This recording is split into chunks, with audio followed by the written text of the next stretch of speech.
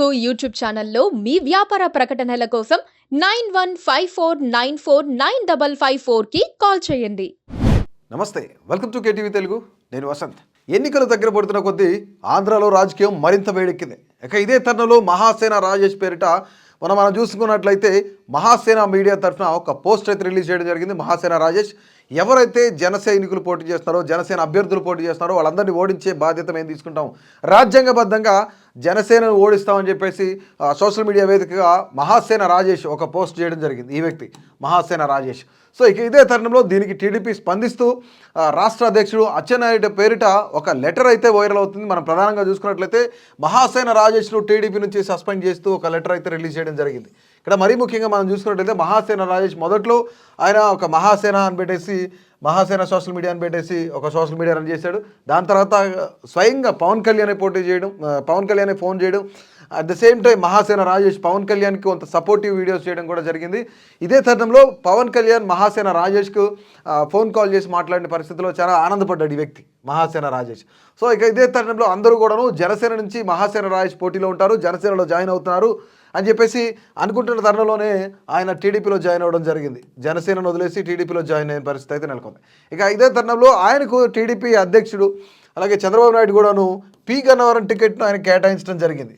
P Gannavaram టికెట్లో కేవలం జన సైనికులు కొంతమంది వ్యతిరేకించడంతో పి గన్నవరం టికెట్ను ఆయనే సొంతంగా క్యాన్సిల్ చేసుకున్న పరిస్థితి నెలకొంది. నేను పోటీలో ఉండట్లేదు, సో డెఫినెట్లీ మీకు ఇష్టం వచ్చిన వాళ్ళు ఇచ్చుకోవడానికి మహాసేన రాజేష్ తప్పుకున్న పరిస్థితి నెలకొంది. సో ఇక్కడ వరకు వెల్ అండ్ గుడ్. కానీ నిన్న ఆయన చేసిన పోస్ట్లో ఏంటంటే ఖచ్చితంగా పవన్ కళ్యాణ్ కన్నా మంచి వ్యక్తి జగన్మోహన్ రెడ్డి, మా వర్గాలకు జగన్మోహన్ రెడ్డి మంచి చేస్తాడు, పవన్ కళ్యాణ్ మా వర్గాలకు మంచి చేయట్లేదు, ఆయన వల్ల జరిగే అనర్థాలు చాలా ఉన్నాయని చెప్పేసి ఆయన పెట్టిన పోస్ట్లో మనం చూసాం. సో ఇక ఇదే తరుణంలో తెలుగుదేశం పార్టీ దీన్ని కొంత ఇనిషియేటివ్గా తీసుకొని మహాసేన రాజేష్ కూటమికి వ్యతిరేకంగా మాట్లాడుతున్నాడు, అంటే టీడీపీకి మాత్రమే నేను సపోర్ట్ చేస్తా, జనసేనను ఓడిస్తా అని చెప్తున్నాడు. సో ఇక ఇదే తరుణంలో అచ్చెన్నాయుడు పేరిట ఒక పోస్ట్ అయితే రిలీజ్ చేయడం జరిగింది. ఈ వార్త అయితే, ఈ లెటర్ అయితే కొంతమేర చక్కెర్లు కొడుతుంది మీడియాలో అలాగే సోషల్ మీడియాలో కూడా. మనం చూసుకున్నట్లయితే టీడీపీ కేంద్ర కార్యాలయం నుంచి ఈ ప్రకటన వచ్చిందనమాట.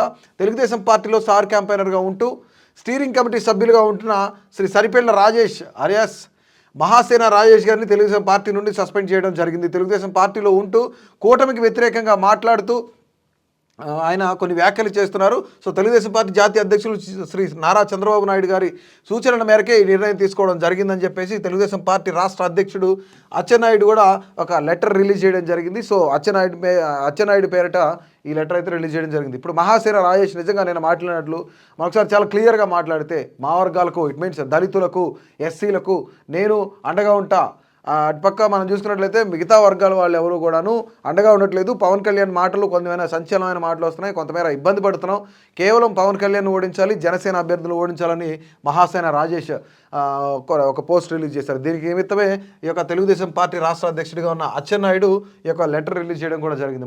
మనం ముఖ్యంగా మనం చూసుకున్నట్లయితే మొదట ఈయన జనసేనలో జాయిన్ అవుతారు అనుకున్న తరుణంలో టీడీపీలోకి వెళ్ళారు. టీడీపీకి మంచిగా సపోర్ట్ చేస్తూ గతంలో విశాఖపట్నంలో కాపులకు సంబంధించిన ఒక మీటింగ్ కూడా జరిగింది. ఆ మీటింగ్కి మహాసేన రాజేష్ వెళ్ళి ఒక నాయకుడిని కోల్పోవడం మన తప్పు, అది మన తెలియని తప్పు, ఈసారి మరొక నాయకుడు వచ్చాడు, పవన్ కళ్యాణ్ వచ్చాడు, సింహం అన్నాడు, పులి అన్నాడు, వీళ్ళందరూ ఇప్పుడు ఏంటి అసలు ఎందుకు మహాసేన రాజేష్ కేవలం టికెట్ కోసం మాత్రమే, టికెట్ ఇవ్వలేదని చెప్పేసి జన సైనికులు అడ్డగించారు మాత్రమే పవన్ కళ్యాణ్ ఓడించాలనుకుంటున్నారా, జనసేన అభ్యర్థులు ఓడించాలనుకుంటున్నారా? అసలు మహాసేన రాజేష్ వల్ల నిజంగానే ఉపయోగం ఉందా పార్టీలకు కానీ, లేదంటే టీడీపీకి కానివ్వండి, జనసేనకు కానివ్వండి, కూటమికి కానివ్వండి, కూటమి అభ్యర్థులకు కానీ మహాసేన రాజేష్ వల్ల ఏమన్నా అసలు ఉపయోగం అనేది ఉందా? ఎందుకు ప్రతిసారి దళితులను సపరేట్ చేస్తాడు, మైనార్టీలు సపరేట్ చేస్తాడు, మా వర్గాలు అంటాడు? అసలు నిజంగా దళితుల కోసం మహాసేన రాజేష్ ఏం చేశాడు?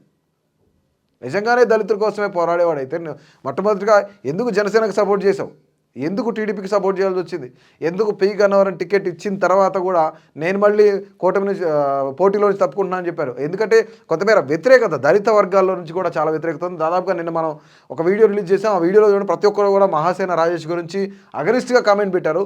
సో డెఫినెట్లీ అసలు నిజంగానే ప్రతి ఒక్కరు దళితులు, నేను దళితుడిని, మా వర్గాలు, మా ఎస్సీ వర్గాలు అనుకుంటున్న మహాసేన రాజేష్ నిజంగానే దళితులకు సపోర్ట్ చేస్తున్నాడా? దళితులకు సపోర్ట్ చేస్తే ఈ పార్టీలో వెంట తిరగడం దేనికి?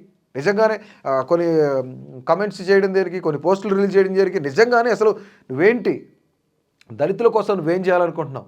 నిజంగానే మహాసేన రాజేష్ అనే వ్యక్తి అసలు ఎవరు, దేనికోసం ఇవన్నీ? నిజంగానే ఏ పదవి లేదా?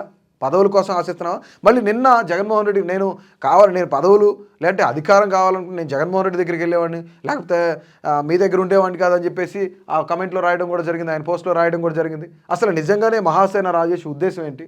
నిజంగానే మహాసేన రాజేష్ గురించి దళితులు, ప్రతి ఒక్క దళితులు కానీ ఎస్సీ వర్గాలు కానీ నిజంగానే మహాసేన రాజేష్ సపోర్టివ్గా ఉంటారా?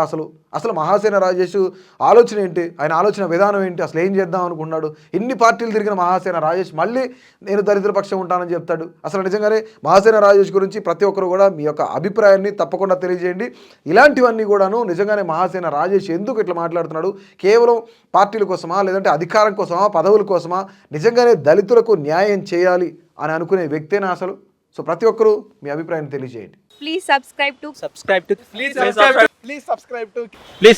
KTV Telugu. KTV Telugu. KTV Telugu. KTV Telugu channel.